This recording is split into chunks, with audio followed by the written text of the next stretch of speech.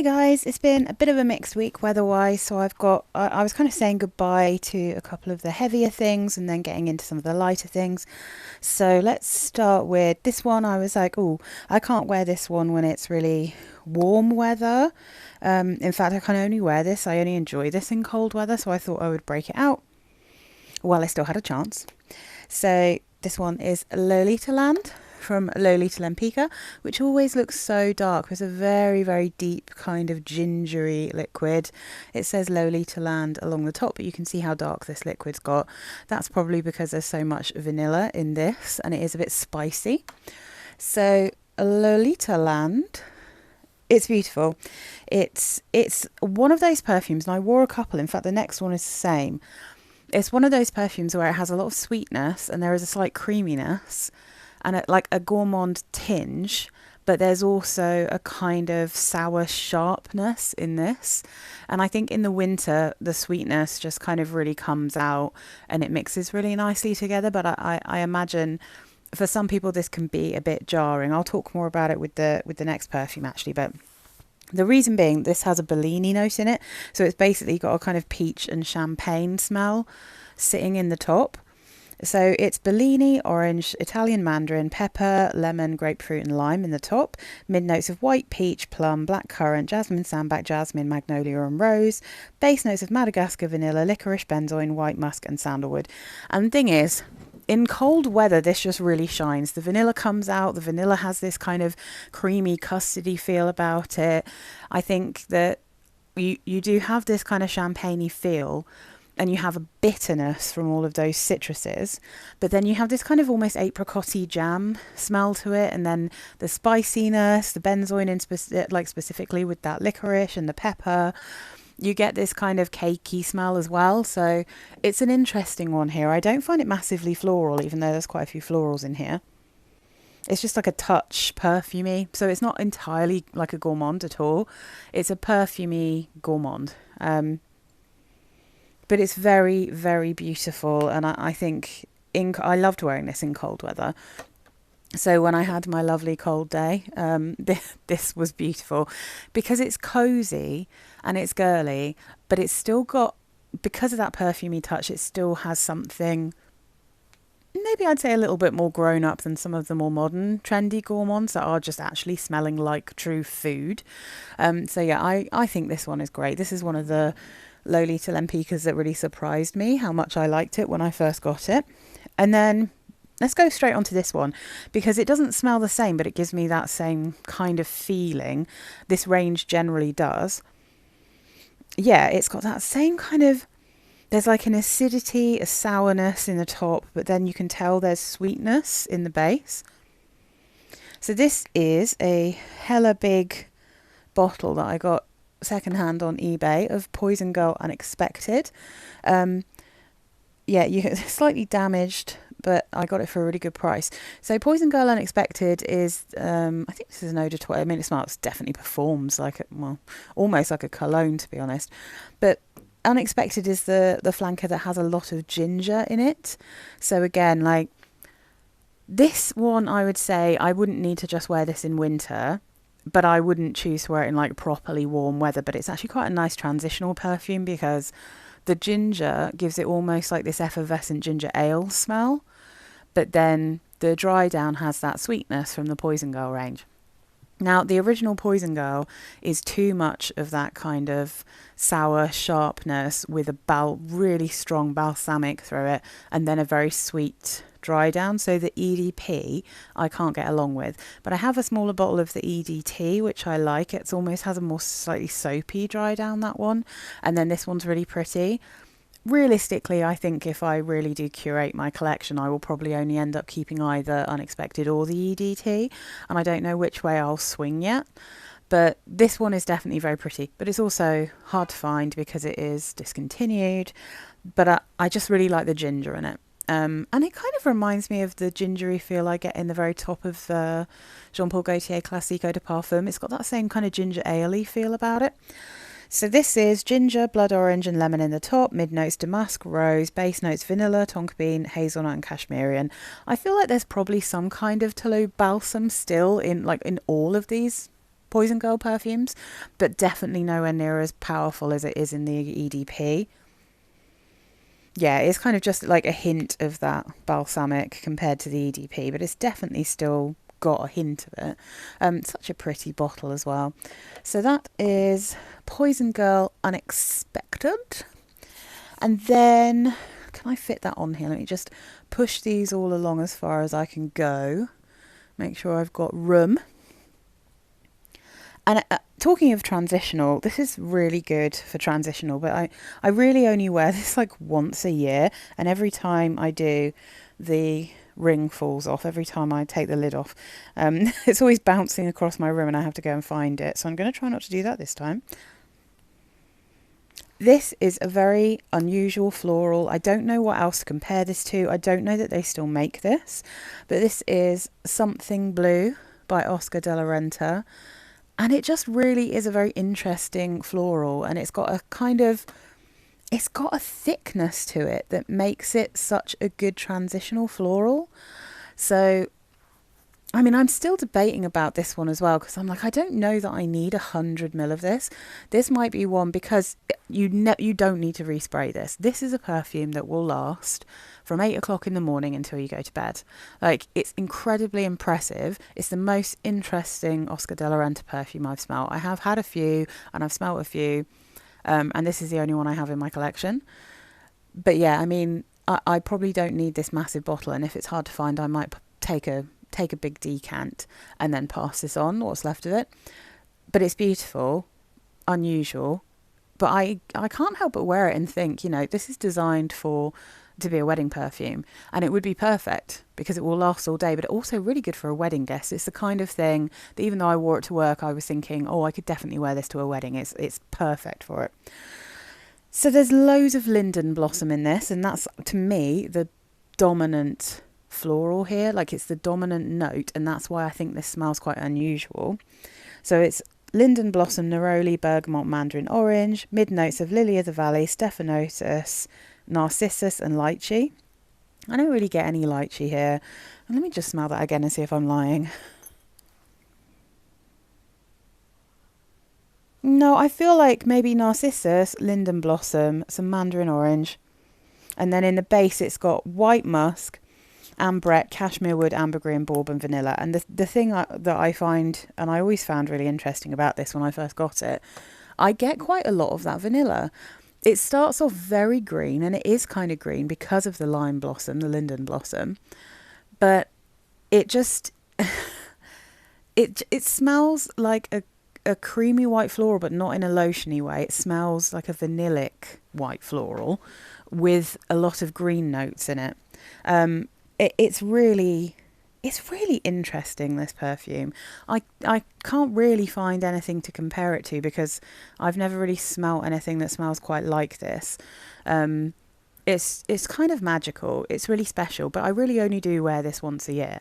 So I mean, I might, like I said, take a decant, but not because I don't like it as a perfume, just because I probably don't need to have a massive bottle of it.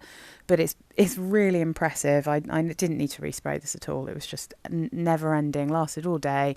I could smell it all day. I imagine the sillage is quite impressive from it. So yeah, really, really pretty. Okay. Another pretty one, and this has been in my declutter kind of bin and then back out, and then I've just kind of given up on thinking I'm going to declutter it because I just every now and again get a craving to wear it, and then when I do, I'm like, oh, it's really pretty. So yeah, this one is Cotton Musk by Ulric de Varens, in this really tacky, but also I just kind of love it, bright pink bubble shaped bottle. I think they're just in the tiny square little mini Varens bottles now. Maybe not the square, actually, maybe the triangular ones. You might be able to get this now, but you can get this on eBay and Amazon UK. I checked, so you can still get it in this original bottle. You can get them in 50 mils and 100 mils. They're really affordable.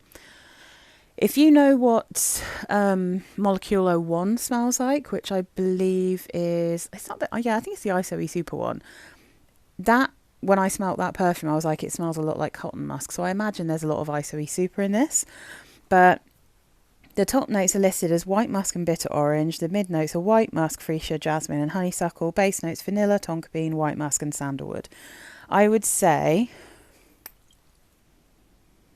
I can get a little bit of a hint for the bitter orange, but there's nothing kind of sharp or particularly bitter about it because this is quite sweet. It's fluffy. It smells to me like there's a cotton candy note in this, and I really genuinely think maybe it's called cotton musk because it partially smells like a clean laundry, musky, powdery kind of smell, but it also smells a little bit like cotton candy, and I wonder if that's why it's in a bright pink bottle. Honeysuckle is probably the floral that I can smell the most in this, and that's I think one of the reasons why I just can't get rid of this, because I do really like that sweet floral element. Yeah, but it definitely kind of smells like there's candy floss in this to me. It's that kind of sweetness, that kind of fluffy candy flossy sweetness. And I think it's really pretty. I think it's a really good one to just chuck on. If you want a clean laundry perfume, but you're not a clean laundry perfume kind of girl, if you want a clean girl aesthetic kind of perfume, but you really want it to be very feminine and quite sweet, this is a perfect choice. Really perfect choice. And then I tried this one out because this has been in my declutter bin thinking, do I actually need this? Do I want it? And because it also has a dry down, or it smells. This is really linear, this perfume, but the dry down of one of my other perfumes smells a bit like this. But it's so pretty. I don't know whether, again, this might be one I take a big decant from and then pass on this big bottle. I don't know. I might just keep it. We'll see. So Jeanne from Lanvin. This is a beautiful perfume, really pretty. Let me just move these around. I'm clacking them all around. It's a fruity musk, basically. My husband said this smelled nice, but he does tend to like a fruity musk. So this is blackberry, pear and lemon in the top. The mid notes are raspberry, peony, rose and freesia. Base notes are musk, sandalwood and amber. Now, the thing is, I realise that at the moment I'm not really in a berry mood. So I'm not in a raspberry, blackberry kind of mood, not even massively blackcurranty mood at the moment. This year, for some reason, the only kind of slightly berryish thing that I've been going nuts for is cherry, and I've been pretty cool on all my blackberries and raspberries and dewberries and all, all those lingonberries, whatever they are. But I'm sure I will be coming back to them because traditionally blackcurrant and raspberry are some of my absolute all-time favourite notes in perfumery. So it's just a mood thing for some reason at the moment. But I did really enjoy wearing this. It's really beautiful. My Lolita Lempicka Mon Eau has a dry down that smells very similar to Jeanne.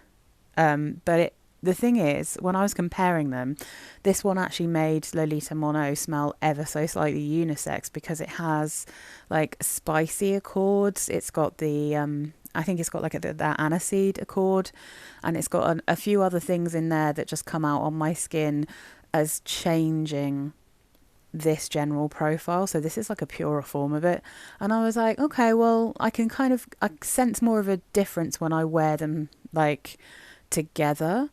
And this one in a way is therefore, I think, just because it doesn't have that spiciness, this is probably an easy reach, if you see what I mean. This is also one of those perfumes that lasts for a really long time, but it's very light. Do you know what I mean? You can smell it on yourself, so it's perfect for offices. This would actually probably be quite a good perfume for wearing, if you work places you're not really supposed to wear perfume, because I don't think it's got a big scent bubble, but you can smell it. And it could easily be like a body wash or a shampoo, even though it's not screechy in a shampoo way. More, as I've said before, like a bar soap kind of muskiness here, like a creamy bar soap. It's basically the sister of Lanvin's Modern Princess. So, Lanvin, they have quite a specific creamy musk that they often use. And you get it in Jeanne, you get it in Modern Princess, the original, you get it in Oxygen. Beautiful, yummy tastiness, and it's often like sandalwood and musk. That's often the combination.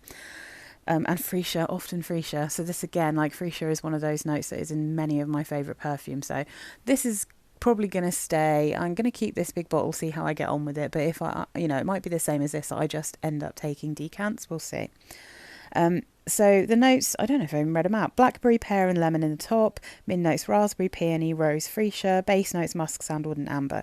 And the other thing is, I have the Philosophy Falling in Love perfume, and a massive bottle of that.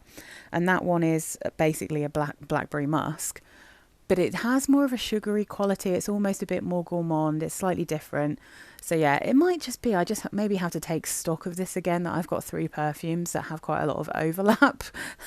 I'm not ready to, I'm not ready to make these harsh decisions at the moment, but at some point in the future I might have to. Okay, so then I think I've got a sensible amount of perfume to talk about this week, guys. This was my Sunday perfume. It is becoming like something I crave wearing, like at the weekend, just because I find it very cozy. Oh, I honestly, I could just sit and sniff this bottle. I could just pick it up every now and again and just sniff it and be like, oh, eyes rolling into the back of the head, comfort, beauty, just love it. And I know lots of people don't, but I do. Although so many people who watch my channel have commented on how much they love this. So I'm not the only one. Chanel No. 5 Eau de Parfum. Absolutely so happy to have this. It's so lovely. It's just cozy, soapy. It's got that just like hint of something baby powdery, like not even maybe baby powder, but that the comforting feel I get from baby oil and baby powder, the fragrance that's in those, the Johnsons specifically. Just beautiful aldehydes. I love the Chanel aldehydes. I can't get enough. But we will be moving into weather soon where I'll probably be reaching for my La Eau instead of the Eau de Parfum. But anyway, so this is aldehydes, ylang ylang, neroli, bergamot and peach. Mid notes of iris, jasmine, rose and lily of the valley. Base notes, sandalwood, oak, moss, vanilla, patchouli and vetiver. And it's just gorgeous. I just love it. A little bit challenging when you first spray it on because it's so perfumey and so classic smelling, so vintage. And then it just dries down to smell like the most cozy, delicious, expensive soap. And I love that. I just love it. And I really do think that this modern incarnation, the Eau de Parfum Chanel No. 5 you can get now in this bottle is just nowhere near as strong as it used to be. So it's so much easier to deal with. Like, I would never really want a vintage bottle of this because I think it would be totally overpowering for me. This is my jam. I love this one. So yeah, delicious. Wore it all day. Loved myself in it. I even topped it up a little bit later in the day just because I was just digging it so much. Oh yeah, so then I got this one a little while ago because I saw it on eBay for like a crazy low price, so I just snapped it up. I still have it in the box. That will probably tell you something. Girl of Now Shine. So this is a flanker of Girl of Now. I've smelt the one that has raspberry and I think it smells piercing and poisonous and I didn't like it. I have the original Girl of Now just in a tiny 30ml because I just really started to like that at Christmas and I liked it in really cold weather basically. But I saw this and I thought I'm going to try this because it's basically Girl of Now with a pineapple note in it. And I thought that would be fun to try for such a small price. I think it was like a tenner or something I managed to get this for because it had been opened. So when I first got this, I was like, ugh, gross. I was just thinking to myself, it's got the gold leaves, as you can see, instead of the kind of pastel green ones that you get on the original. So, Girl of Now Shine. I just thought it was sharp and nasty and a bit synthetic, and I really didn't like it. But then I thought to myself, well, it's got a pineapple in it, so I need to keep it until the weather's starting to turn. And because the weather was changing, I thought this could be a perfect transitional perfume. And I stand by that thought. This is a perfect transitional perfume. It's not perfect for me, and I'll explain why. So I'll read the notes. So here you've got pineapple, pistachio, pear and mandarin orange in the top. You've got mid notes of bitter or almond, orange blossom, jasmine and ylang ylang. The base notes of vanilla, iris and patchouli. Now in cold weather, I thought the pineapple smelt nasty. In warm weather, I kind of liked it. It was okay. It's not a particularly natural smelling pineapple. I think I've seen Maria Colette say that this smells like cooked pineapple. And I kind of know what she means, like caramelized pineapple. But it's got a real sharpness to it, and I think the sharpness kind of hangs around a little bit. But I wore it on Friday, actually this week, which was I think it got up to like maybe 18 degrees in London, 18, 19 degrees. So it was perfect weather for something that's as sweet as this one is, when you have like something as sour and acidic as a pineapple, like an unsweetened pineapple, to kind of cut through it. The problem I have with this is that I can't wear patchouli when it's even slightly warm. Like, it's just the patchouli in the original, because there is no sharpness, it's very sweet. In the cold weather, that one kind of worked for me. I was like, I appreciate it, but I knew it's going to be something that I just wear for like parties and things like that. This one, it really smells like the original a lot. It's not quite as sweet, and like I said, it has that sour pineapple, but the patchouli, the almond, the orange blossom, the florals are generally the same. It smells very similar. It smells similar, but to me, not as nice as the original. But I think if you love the original, well, firstly, if you love the original, but you want something that's better for warmer weather, then this is going to work for you, I think. If you found the original a bit too cloyingly sweet, then having the pineapple in it might actually really make this more balanced for you, and you might like it. But it really, in terms of like, it's a tangy, fruity but very sweet flowery perfume. It has that gourmand element, but there's a lot of florals here, so it's really kind of good for moving in towards spring before you really feel like you want to wear spring florals. It's more like a kind of autumnal floral or something, or like a late winter early spring floral. So yeah, I mean, I think it's great for that. It's not one that I'm going to keep because I just don't love it. But very nice, just not for me. All right, I'm excited about this one, guys. So I was looking for something on eBay. I was looking for something Lolita Lempicka on eBay, and I saw someone was selling off some partial bottles. They were obviously getting rid of either their collection or someone else's collection, and I was like, oh, they're really, really. I think they were on there for like 99p. There weren't many bids. I was like, I'm going to go and have a look and see, because I figured they might be old enough to be the original formulation, which I haven't smelt since it first came out, and I never owned it when it first came out. This totally would have been overwhelming to me when I was younger, because I really only wore freshies. But I saw this one, and so the photograph was this. But then when I went and looked at the other pictures, haha, you see that shape? This is a limited edition version of the old Lolita Lempicka. So specifically, this is Lolita Lempicka, La Tentation de Lolita Lempicka. And weirdly, I mean, it's not really deliberate, but this has pineapple in it. So this is a version of the original Lolita Lempicka that has lemon and pineapple in it. And I wore this at the weekend, and it is excellent, and I loved it. But it's really interesting because this is the pre-vegan formulations of the Lolita Lempicka perfumes. And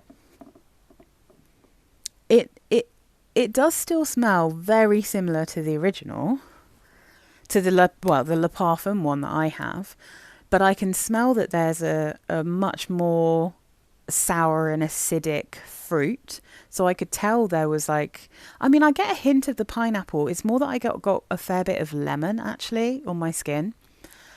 But this has a licorice that to me smells a bit like cigarette-y. Now, I've come across that before. Someone has told me that the new version of Mon Premier smells like cigarettes to them. And I have a Ted Baker perfume, and which I will talk about at some point, that has licorice in. That smells like cigarettes to me. And then I had Me by Lanvin, and that was a blueberry perfume, but I'm pretty sure that I think, yeah, that has licorice in as well. That one smelled like cigarettes to me, like cigarette ash specifically. And this has that.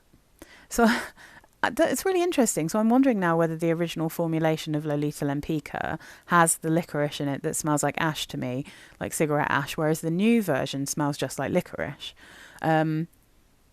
But I still really liked it because it wasn't massively strong. Like, that didn't bother me. It wasn't so cigarette-y. And because, like, Lolita Lempicka is such a complex perfume that, like, it wasn't overwhelming. I still really liked it. But the joy of this being lemon and pineapple mixed in with the original Lolita Lempicka, it's slightly brighter, slightly less syrupy, slightly kind of easier to wear in warmer weather. So I love Lolita Lempicka, but a lot of their perfumes are very sweet and syrupy, and I just can't wear those kind of scents in warmer weather. So I think this is going to be my warmer weather Lolita Lempicka, and I'm not going to hoard it, even though it's a limited edition. I am going to wear it. So yeah, it arrived. I think this is only like, this is like a 20 ml bottle or something. It's so cute. It's just so cute. Look at it. Isn't it lovely? It's got Lolita Lempicka written across the front. But yeah, so La Tentation de Lolita is delicious. It's lovely. I can't believe I managed to get it. And I think it cost me maybe, I think I may have got it for about £15 or something. I can't even remember. But I was very excited about it because I feel like I've been able to experience a little bit of what the original actually smelt like. Plus, now I have like a special edition that's lighter, fruitier, a little bit more acidic and sour. And yeah, I'm just going to really enjoy it. So I love Lolita Lempicka. So the full set of notes here: anise, sour cherry, Brazilian rosewood, ivy, pineapple and lemon in the top. Mid notes of licorice, violet, iris, jasmine, orris root, lily of the valley and rose in the mid. Praline, tonka bean, vanilla, almond, musk, vetiver and heliotrope in the base. So yeah, it's interesting reading the comments underneath because some people have said that they can't smell any difference between this and the original, but I can definitely smell that there is a much sharper fruit. I definitely, like I said, get the lemon, and I can get a hint of pineapple here, but the lemon more than the pineapple for sure, which I think if you're it. I don't know if it's because I'm looking for it, but I feel like it was noticeable straight away that it wasn't anywhere near as kind of syrupy sweet as the original, but still has the soul and general profile of Lolita Lempicka, the Le Parfum. But yeah, so anyway, that was very exciting this week to wear that. I really loved it. I wore it on Saturday, I think, and I was just like, oh, I was just originally just kind of testing it out because I'd only just got it. And then I just loved it, so I just carried on wearing it all day. This is absolutely lush. I love Lolita Lempicka. I'm so glad it came back to me kind of in my older years because it was always too much for me back in the day. I could never have worn it, but, you know, it suits me quite well now, I think. So that's it, guys. Let me know if you've got any of these. Let me know what you wore this week. Let me know if you've tried this guy. I'm really interested to know if anyone's ever come across this or used to have it. Yeah, thanks very much for watching. If you aren't subscribed, you know what I'm going to say. It really helps me if you subscribe. If you are already subscribed, thank you. You're wonderful. I really appreciate it. I hope you liked my White Lotus that I did during the week. That was super fun to do, like a specific TV inspired. I think the last one I did of those was maybe the Agatha All Along, but I love doing that kind of thing. It's super fun, but it's quite time consuming, so only once in a while. I will be back. I can't even remember what I've got coming up next week, but I will be back on Sunday with another one of these. We'll see what the weather's like. It could be a really interesting week next week because I am starting to wear things I haven't worn for a long time. So thanks for watching again. Bye, guys.